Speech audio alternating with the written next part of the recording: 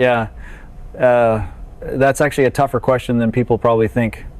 Because if you ask me who the greatest players were, that's one conversation. But if you ask me who I admired, that's different. You know, admiration isn't something I ever talked about much during my career. We were too busy getting ready for the next game. But once you retire, you have time to look back a little differently. I started thinking about all the people I shared the ice with. Guys I practiced with every day in Detroit, players I had to defend in the playoffs, people I watched as a teenager back home in Sweden before I ever believed I'd play in the NHL. And honestly, I realized every one of them taught me something. Some taught me patience. Some taught me leadership. Some made me a better defenseman without ever saying a word to me. So if you ask me today which 5 players I truly admired the most, these are the names that come to mind first. The first player I want to talk about is Pavel Datsyuk. You know, it's funny. People usually expect me to start with somebody from the generation before mine, maybe a childhood hero, maybe someone I grew up watching in Sweden. But the first name that came into my mind was Pavel. And I don't think that's an accident. When Pavel arrived in Detroit, you could tell right away he saw the game differently. I don't mean the highlight reel plays everybody remembers on YouTube. Those were incredible, of course. I'm talking about the little things that never made the highlights. I'd be standing on the bench watching him during a regular Tuesday practice, and he'd solve a situation before anyone else even realized there was a problem. He wasn't reacting. He was already one step ahead. As a defenseman, you notice those things. People think defense is about stopping somebody. It really isn't. Most of the time, it's about reading what's coming before it happens. That's why I appreciated Pavel so much. He made me realize there were players who could read the game at exactly the same speed from the offensive side. I remember watching him protect the puck in practice. We had experienced defensemen everywhere. Chris Chelios, Brian Rafalski later on, Brad Stewart, Niklas Kronwall. Nobody enjoyed defending Pavel in small area drills. It wasn't because he was stronger than everybody. It wasn't because he was faster than everybody. It was because he never seemed rushed. That's a quality people don't talk about enough. The NHL is loud. Everything happens fast. Decisions disappear in half a second. Somehow Pavel always looked like he had another second nobody else had. I used to watch him receive a pass with pressure already coming, and instead of forcing something, he'd make one tiny move with his hands or his shoulders. Suddenly the defender was gone, the passing line opened, and the play continued like nothing happened. From the bench, it looked simple. From the ice, I knew it wasn't. What impressed me even more was what happened after we lost the puck. Most highly skilled forwards immediately think about getting it back so they can attack again. Pavel thought about defending first. That's something I respected tremendously. You could trust him in every situation. Late in a one-goal game, penalty kill, protecting a lead, playing against another team's best line. He wanted those assignments.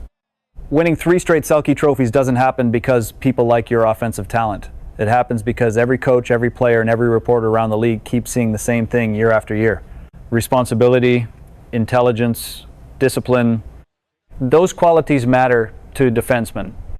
Maybe that's why Pavel and I understood each other's game without talking very much. People sometimes imagine leadership as the loudest voice in the room. That wasn't Pavel. He wasn't trying to be the center of attention. He simply came to the rink every day, worked, competed, made everyone around him better, and then went home. There was something refreshing about that.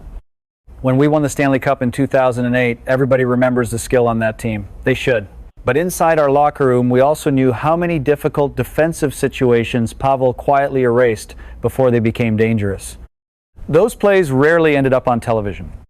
They mattered anyway. Looking back now, I honestly believe Pavel made me appreciate hockey even more because he reminded me that intelligence never gets old. Speed changes. Strength changes. But the ability to understand the game before everyone else, that stays with you forever. And that's exactly why he's the first name on my list. The next player I want to talk about is Peter Forsberg. I don't think you can grow up in Sweden, play hockey, and not admire Peter Forsberg. That's just the truth. Before we became teammates with the national team, before we celebrated together in Turin, I knew him the same way everyone else did. You watched him and wondered how somebody could play that hard every single shift and still have the skill to make plays that almost didn't seem possible. Then I had to play against him in the NHL. And that's when admiration becomes something different. You stop watching highlights. You start living through every shift. People ask me from time to time which forwards were the hardest to defend.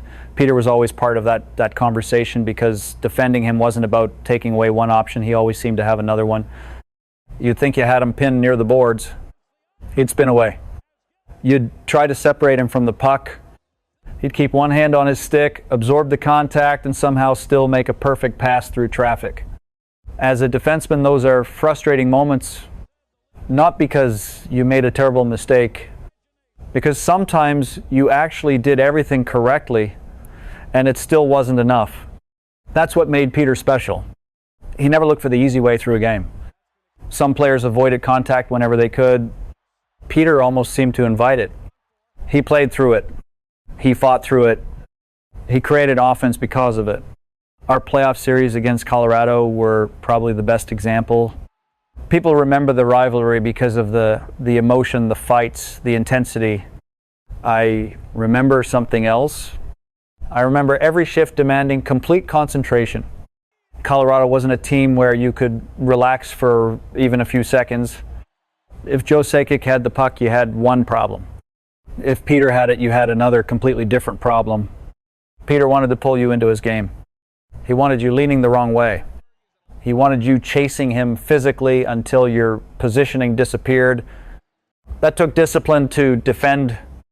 There were nights when I came back to the bench thinking, he's making all of us work. And I meant that as a compliment. Then everything changed whenever we put on the Swedish jersey. That's one of the things I always loved about international hockey. A player who spent months trying to beat you suddenly became the guy sitting next to you in the locker room. In 2006 at the Olympics in Turin, we had that opportunity again. People remember my goal against Finland. I remember the play before it. Peter made the right decision. Matt Sundin made the next one. The puck arrived exactly where it needed to be, and I finished the play. That's hockey. Nobody does anything alone. Moments like that remind you why great players are great. They don't force the game. They recognize it. Peter understood pressure better than almost anyone I played with or against. The bigger the game became, the more determined he looked. His body went through so much during his career. Everyone knows that. But I honestly don't think injuries ever changed the way he competed. Every time he stepped onto the ice, he played as though nothing else mattered except winning that shift. You notice that as a teammate, you notice it even more as an opponent. Looking back now, I don't admire Peter because he was incredibly talented. There have been plenty of talented players. I admire him because he never separated talent from effort. Every battle mattered to him. Every loose puck mattered. Every playoff game felt personal. That combination is incredibly rare. And if you're a defenseman standing across from him, you appreciate it even while you're wishing he'd finally give you an easier night. The next player I want to talk about is Sergei Fedorov. You know, every team has one player who makes you shake your head during practice. Not because he's trying to embarrass anyone, just because he can do things that don't seem normal. For us, that player was Sergei. When I arrived in Detroit in 1991, I was still learning everything. New country, new league, new style of hockey. Sergei was already becoming one of those players. Everyone noticed the second he stepped onto the ice. And honestly, I don't think I've ever seen another player quite like him. People usually remember the speed first. I understand why when Sergei accelerated through the neutral zone, it looked effortless. He didn't seem to skate harder than everyone else. Somehow he just covered more ice in fewer strides. But that wasn't what impressed me the most. What impressed me was that he never sacrificed his defensive game because he was gifted offensively. That combination is incredibly difficult. As a defenseman, you love playing behind someone like that. If we lost the puck, Sergei wasn't floating back. He was already hunting it. Sometimes I'd see him break up a rush before I even had to get involved. Those are little moments fans don't always notice, but players certainly do. I remember watching him during games and thinking, he's reading this play exactly the same way I am. That doesn't happen very often between a defenseman and a forward. Sergei understood spacing. He understood timing. He understood when to attack and maybe more importantly when not to. That's hockey intelligence. You can't teach that. The awards tell part of the story. Winning the Hart Trophy in 1994 says a lot. Winning the Selke Trophy says even more to me, because those awards together tell you exactly what kind of player he was. He wasn't choosing between offense and defense. He mastered both. And that's probably why Scotty Bowman trusted him more than almost anyone. People sometimes forget this now, but there were games when Scotty moved Sergei back to defense. Think about that for a second. How many elite forwards could step onto an NHL blue line and still control the game? Very few. Sergei could. He understood positioning well enough that he didn't look uncomfortable doing it. I always admired that. It showed how completely he understood hockey. Winning Stanley Cups together in 199, 719, 98, and 2002 gave all of us memories that will last forever. Inside those teams, everyone had a role. Some players brought energy, some brought physicality, some scored the big goals. Sergei could do almost everything. There were nights when he completely changed the rhythm of a game with one shift. Not because he scored, because suddenly the puck belonged to Detroit for 2 straight minutes. You could feel the other team getting frustrated. That's something statistics don't really capture. Another thing people probably don't realize is how much easier great two-way players make life for defensemen. When you're standing on the blue line and you know your center is going to come back, support the play, cover the middle of the ice, and make the right read, you play with confidence. You don't hesitate. You trust the structure. Sergei gave us that confidence. Looking back now, I don't admire him simply because he was one of the most talented players I've ever seen. Talent alone has never impressed me very much. What I admired was that he could have relied on talent, and he never did. He worked, he defended, he competed, he accepted responsibility in every zone. That's much harder than people think. I've always believed complete players help everyone around them become better. Sergei was one of those players. He made coaches trust him. He made teammates calmer. And he made opponents spend 60 minutes trying to solve a problem that usually didn't have an answer. That's a rare thing in this league. And that's exactly why he belongs on this list. The next player I want to talk about is Steve Yzerman. You know, if you had walked into our locker room during my first season in Detroit, it wouldn't have taken you very long to figure out who set the standard. Steve didn't have to announce it. He didn't have to give speeches every day.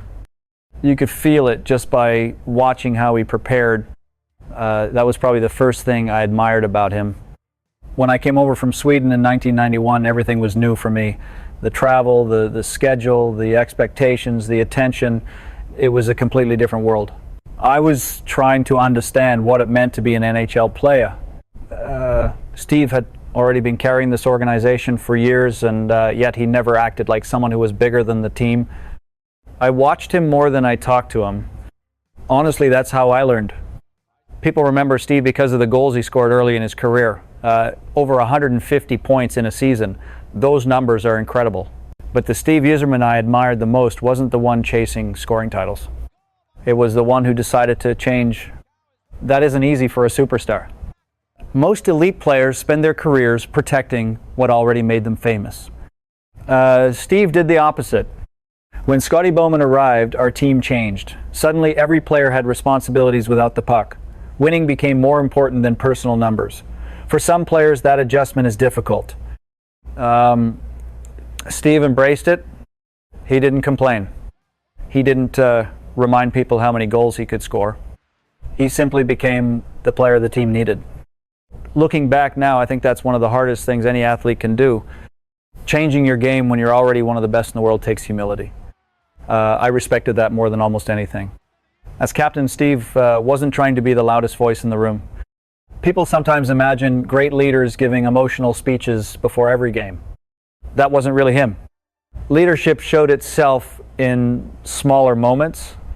The first player on the ice, the last player leaving after practice, playing through pain without asking anyone to feel sorry for him, never asking teammates to do something he wasn't already doing himself. Those things don't always make headlines. Inside a locker room, they matter. When we finally won the Stanley Cup in 1997, after so many years of disappointment, I remember feeling happy for everyone in Detroit. But I was especially happy for Steve. He had carried expectations longer than anyone. People questioned whether he could lead a team to a championship. He answered every one of those questions the only way that really matters, by winning. Then came another Stanley Cup in 1998 and another in 2002. By then, Steve wasn't simply our captain. He had become the identity of the Detroit Red Wings. Whenever things became difficult during a playoff run, nobody looked around wondering what to do. You looked at Steve, he was already doing it. One memory that has always stayed with me is watching him continue to compete when his body clearly wasn't at 100%. There were injuries people knew about and others people didn't. It never became an excuse. He just found another way to help us win. As players, we noticed that you don't forget it. Years later, when Steve retired and I became captain, I remember people asking what kind of leader I wanted to be. The truth is, I never tried to become another Steve Yzerman. Nobody could. But I absolutely carried lessons I learned from watching him every single day. Stay prepared. Stay honest. Think about the team first. Don't waste energy trying to become the center of attention. Let your consistency speak for you. Those ideas stayed with me throughout the rest of my career. Even today, when people ask me about leadership, my mind still goes back to those years. Not because Steve talked about leadership, because he lived it. That's why when I think about the players I've admired the most, his name could never be left off this list. And the last player I truly admired the most was Börje Salming. You probably knew this name was coming. If you grew up in Sweden when I did, Borje wasn't just another NHL player. He was the player. Before television made it easy to watch games from North America, before Swedish players were being drafted every year, Borje was already over there proving that someone from our country belonged in the National Hockey League. When you're a kid, you don't think about history. You just see somebody who looks like you, speaks your language, and somehow earns respect in the toughest hockey league in the world. That matters. It mattered to me. I don't think I truly understood what Borje had gone through until I became an NHL player myself. When I arrived in Detroit, European players were already much more accepted than they had been 20 years earlier.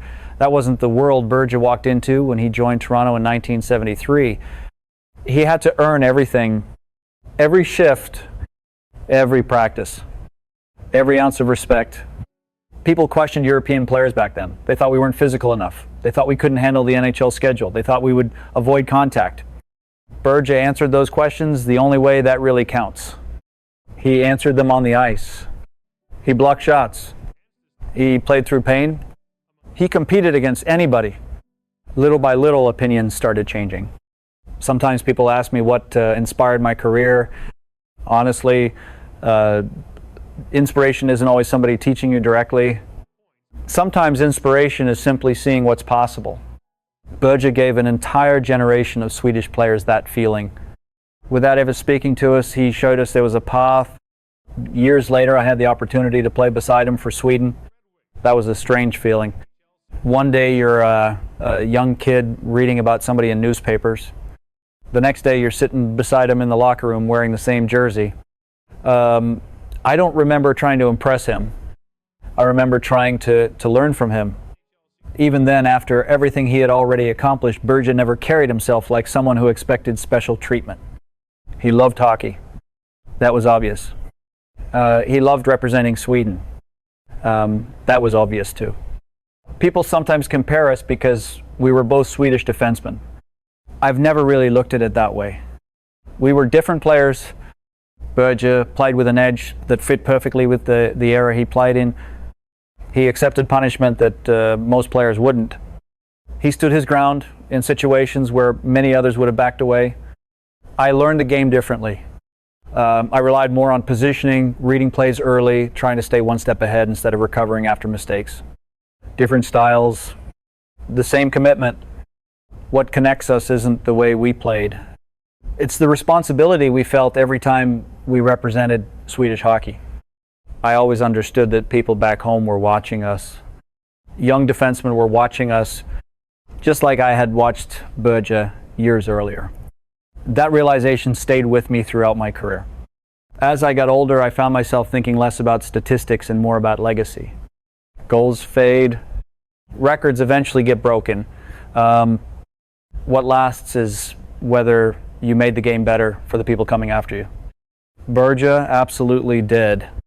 He changed how the hockey world viewed Swedish players. Because of that, my generation arrived with opportunities his generation never had. And maybe that's the biggest reason he's number one on this list. Not because he told me how to play. Not because we spent 20 years as teammates. But because long before Nicklas Lidström ever dreamed of playing for the Detroit Red Wings, Börje Salming had already made that dream feel possible.